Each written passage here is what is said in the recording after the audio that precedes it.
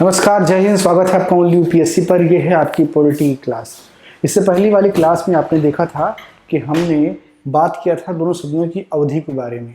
इस क्लास में हम बात करेंगे सदन के जो सदस्य होते हैं उनके लिए क्या अहर्ताएं हैं और क्या निरहर्ताएं हैं, यानी कि क्या अयोग्यता है और क्या योग्यता है।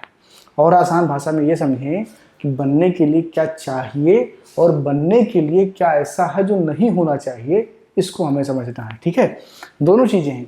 एक तो होता है कि आपसे योग्यता पूछा जाए कि आप ये किए हैं कि नहीं किए हैं, और दूसरा ये कि भैया आप में ये अवगुण नहीं होना चाहिए, तभी आप इस पद के लिए हो सकते हैं।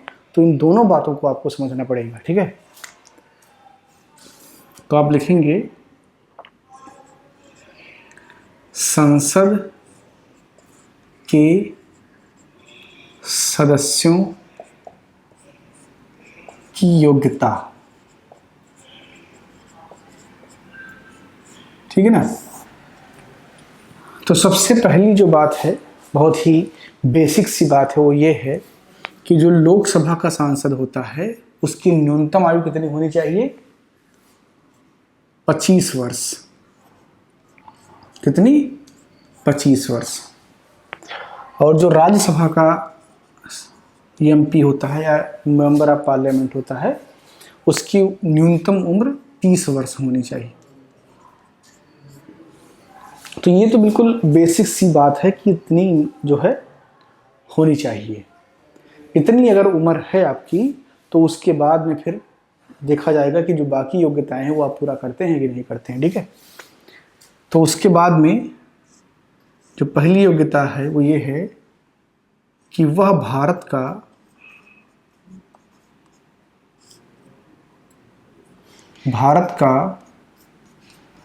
नागरिक होना चाहिए।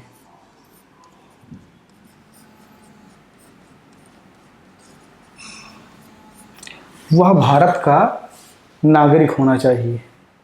ठीक है, ये सबसे अनिवार्य बात है कि वह भारत का नागरिक होना चाहिए। ठीक है, दूसरी चीज है जो उसके सांसद बनने के क्रम में, चाहे वो राज्यसभा का हो या लोकसभा का हो, वह है कि वो एक शपथ लेगा। क्या लेगा? एक शपथ लेगा जिसमें वो संविधान की, भारतीय कानून की और इनकी मान्यताओं को के मानने की और उसे अपनाने का एक शपथ लेगा। और ये शपथ किसके द्वारा दिलाया जाता है? ये शपथ एक, जब आप निर्वाचन के लिए जाते हैं तो उससे पहले भी आपसे एक शपथ लिया जाता है, तो वो शपथ भी आपको देना होगा। ठीक है, इसके अलावा यदि संसद कोई नियम बनाए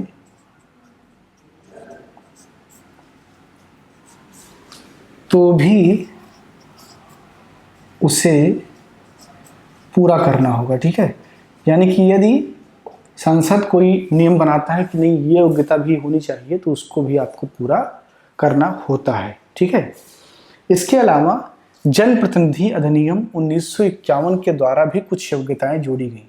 ठीक है, वो योग्यताएं क्या हैं उनको भी हम देखेंगे। तो जनप्रतिनिधि अधिनियम 1951 के द्वारा सबसे पहली चीज ये जोड़ा गया कि जो लोकसभा का क्षेत्र है या राज्यसभा का जो क्षेत्र है, जहां से वह व्यक्ति निर्वाचित हो रहा है, वहां के मतदाता सूची में वो मेंशन होना चाहिए। ठीक है, उस प्रदेश इकाई के निर्वाचन क्षेत्र में वो मेंशन होना चाहिए। ठीक है, तो लोकसभा की जो स्थिति है वो वर्तमान में एज इट इज है। ठीक है, यह व्यवस्था किया गया कि जिससे जो लोकसभा का सांसद है वो जहाँ से चुनाव लड़ रहा है वहाँ के निर्वाचन क्षेत्र में जो होता है ना, निर्वाचन सूची होती, निर्वाचन नामावली होती, जिसमें उस नाम लिखे होते हैं कि कौन कौन वोटिंग के लिए एलिजिबल है। ठीक है, तो उसमें नाम होना चाहिए। लेकिन राज्यसभा के लिए 2003 में बदलाव कर दिए गए। 2003 में बदलाव कर दिए गए और इस बाध्यता को राज्यसभा के लिए हटा दिया गया। इसके पीछे सरकार का तर्क ये था कि चूंकि राज्यसभा में हम यह प्रयास करते हैं कि प्रबुद्ध वर्ग जाएं, जो नीतियों में सहयोग कर सकते हैं, तो वो किसी स्टेट के प्रवक्ता के रूप में दूसरे स्टेट का व्यक्ति भी जा सकता है। ठीक है, तो यह बहुत बार होता है। जैसे अभी वर्तमान में आप देखेंगे तो हरदीप सिंह पुरी हैं, वो क्या है, वो एक सिख समुदाय से हैं और उनका यूपी से कोई नाता नहीं, लेकिन वो यूपी से ही क्या जो है राज्यसभा सांसद हैं। इसके अलावा आप देखेंगे कि जो आपके ये हैं क्या नाम, अरुण जेटली थे, वह भी यूपी से ही थे। अच्छा, बाद में लोकसभा के सीट में भी संशोधन किया गया कि निर्वाचन नामावली में होना कोई आवश्यक बात नहीं है। ठीक है, और उसके बाद में फिर आप देख रहे हैं कि सीटें यहाँ से वहाँ बदल जाती हैं। ठीक है, तो ये योग्यता जो बनाई गई थी जनप्रतिनिधि अधिनियम की, ये कोई बहुत ज़्यादा उस तरीके से प्रासंगिक नहीं बन पाई। और राज्यसभा में ये बहुत ज़रूरी है कि आप उसका ये बैरियर ना बनाएं कि किसी दूसरे स्टेट का है तो वो वहाँ पर अप्लाई नहीं कर सकता है, वह भी कर सकता है। ठीक है, इसमें जो दूसरी बात है वह ये है कि यदि आप किसी आरक्षित सीट से चुनाव लड़ना चाहते हैं, जैसे आपने पढ़ा कि SC ST के लिए सीटें आरक्षित की गई हैं उनकी जनसंख्या के आधार पर। ठीक है, जिस क्षेत्र में उनकी जनसंख्या ज़्यादा होगी वहाँ की सीट को आरक्षित किया जाएगा। लेकिन यहाँ पर थोड़ा सा आपको ये समझना है कि जो डोमिनियन स्टेटस वाला जो बात होता ना, ये था कि जो है अलग से इलेक्टोरल दे देना। जब अंग्रेज भारत में थे और उन्होंने एक बार अम्बेडकर के साथ मिल करके एक रणनीति बनाई थी कि ऐसा करते हैं जैसे मुस्लिमों के लिए अलग इलेक्टोरल की बात जो हो गई थी। ठीक है, उसी तरीके से दलितों को भी एक अलग इलेक्टोरल दिया जाए कि उनकी सीट अलग होगी और उनको वोट भी दलित देंगे। ये व्यवस्था नहीं है, इसको आप कंफ्यूज नहीं करेंगे। व्यवस्था ये है कि जो सीट आरक्षित है वहाँ पर उसी समुदाय का कोई व्यक्ति चुनाव लड़ेगा और वोट सभी लोग करेंगे, वो चाहे जनरल होंगे, OBC होंगे, SC होंगे, ST होंगे। तो आरक्षित सीट का ये कतई मतलब नहीं है कि आरक्षित व्यक्ति ही उस पर वोट डालेंगे, वोट सब लोग डालेंगे, लेकिन चुनाव लड़ने के लिए वो आरक्षित व्यक्ति ही चुनाव लड़ सकता है। अब इसके लिए जरूरी क्या है? इसके लिए जरूरी ये है कि जो व्यक्ति चुनाव लड़ रहा है वो उस स्टेट के आरक्षण के मुताबिक उस कैटेगरी में आता हो। ठीक है, उस राज्य के मुताबिक या संघ राज्य क्षेत्र का जो कानून है उसके मुताबिक वह उस पर्टिकुलर एरिया में उस कैटेगरी में आता हो तो वो चुनाव लड़ सकता है। ये बनाया जनप्रतिनिधि अधिनियम ने, एक कानून बनाया। ठीक है, अब हम बात करते हैं कि कौन सी ऐसी योग्यताएं हैं या जिनको योग्यता नहीं कह सकते, अवगुण कह सकते हैं। ये गुण वाली बात थी, कितने गुण होने चाहिए। अब अवगुण वाली बात करते हैं कि जो नहीं होना चाहिए, जिनको निर्हरताएं कहा जाता है। तो निर्हरताओं में सबसे पहली निर्हरता जो है वह ये है कि वह व्यक्ति पागल नहीं होना चाहिए।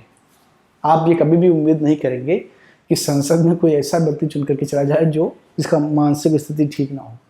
फिर बहुत सारे लोग होते हैं जो दिखने में बड़े अच्छे लगते हैं, लेकिन हो सकता है कि उनकी मानसिक स्थिति ठीक ना हो। जब वो 500 लोगों के बीच में बैठा हो तो जो है किसी के ऊपर जो है फेंक के मार दे, किसी को झगड़ा कर ले किसी से, यानी कि वो उसकी जो मनोदशा है वो अच्छी ना हो। तो सबसे पहली चीज़ ये है, आप लिखेंगे निर्हरता में, आप इसको लिखेंगे कि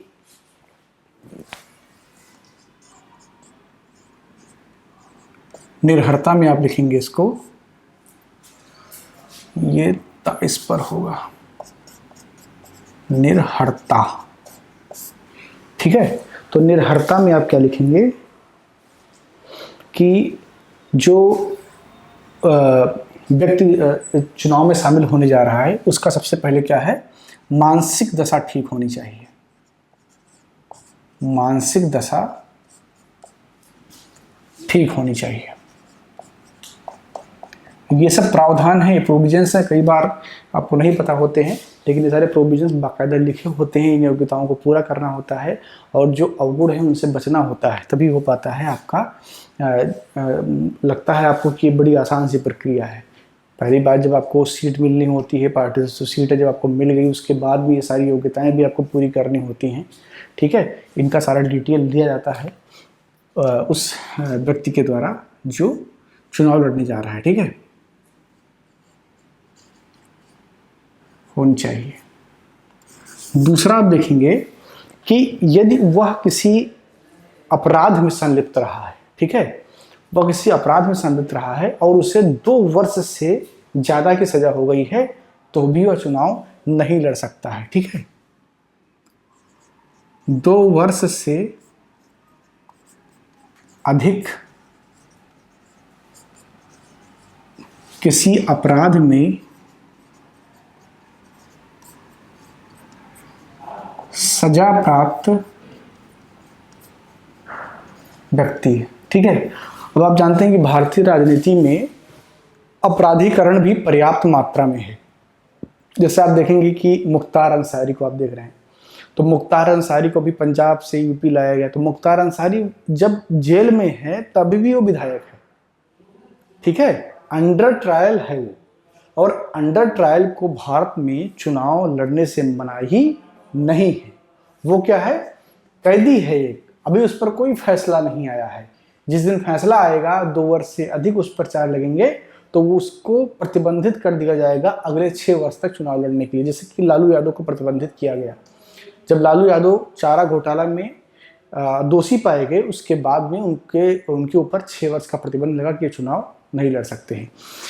तो जब तक फाइनल नहीं हो जाता कि आपने कोई अपराध किया है, कोई दोष सिद्ध हो गया है, तब तक आपको चुनाव लड़ने से रोका नहीं जा सकता है। अंडर ट्रायल कैदी भी इंडिया में चुनाव लड़ते हैं, जैसे कि मुख्तार अंसारी को आप देख रहे हैं।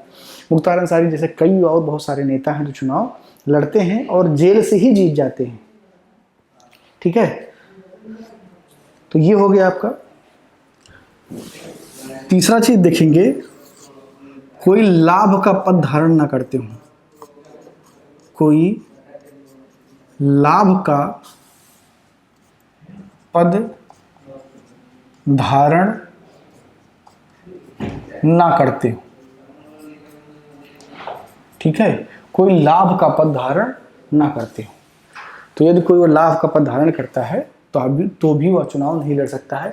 अब यहाँ पर ये जरूरी है जानना कि जो मंत्री का पद होता है उसे लाभ के पद में कंसीडर नहीं किया जाता। जैसे कोई पहले से मंत्री है तो क्या वो चुनाव नहीं लड़ सकता है? वो लड़ सकता है, क्योंकि उसको लाभ के पद में कंसीडर नहीं किया जाता है, ठीक है। इसके अलावा आप देखेंगे कि वह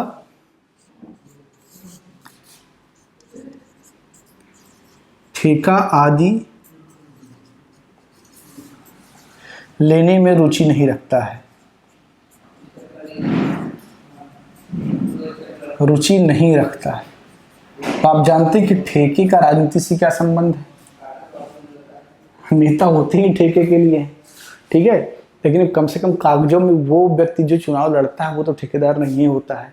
हाँ, उसके आसपास के लोग होते हैं। गोंडा के एक बहुत प्रसिद्ध शायर हुए हैं अदम गोंडवी, उनका एक बेहतरीन सा शायरी है कि एक नेता बनने के लिए और अदम क्या चाहिए, 4-6 चमचे रहे, माइक रहे, माला रहे। तो नेता का ठेकेदारी से संबंध बहुत पुराना है, लेकिन कम से कम कागज में उनको उससे बचना होता है और ऐसा वो दिखाते हैं कि हमारी उसमें कोई रुचि नहीं है, ठीक है। इसके अलावा किसी भी प्रकार की जो सामाजिक कुरीतियां हैं जिन्हें समाज ने छोड़ा है या जिसको छोड़ने के प्रयास समाज कर रहा है, अगर उसमें सम्मिलित पाया गया या उसका दोषी पाया गया है तो भी वह चुनाव लड़ने के योग्य नहीं होगा। एग्जाम्पल के लिए सती प्रथा, दहेज प्रथा, या महिला के ऊपर कोई उसने इस तरीके का कोई काम किया हो, अत्याचार किया हो, तो ऐसे केस में अगर किसी के ऊपर आरोप लगते, संगीन आरोप अगर लगे हुए हैं, तो भी उसके चुनाव को रोका जा सकता है, ठीक है। तो आप लिख देंगे सामाजिक कुरीतियों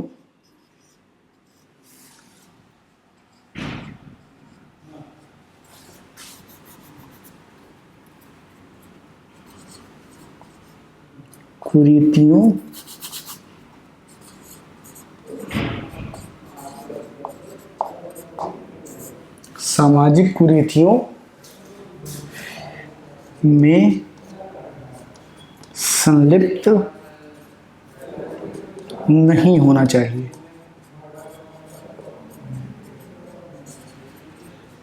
ठीक है।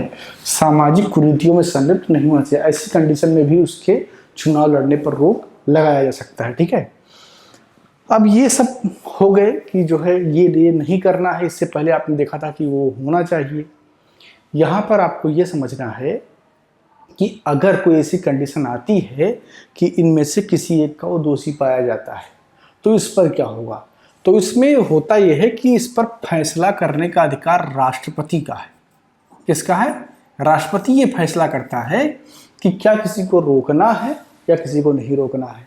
लेकिन यहाँ पर संविधान ये कहता है कि राष्ट्रपति को ऐसे केस में निर्वाचन आयोग से परामर्श लेना चाहिए। किससे?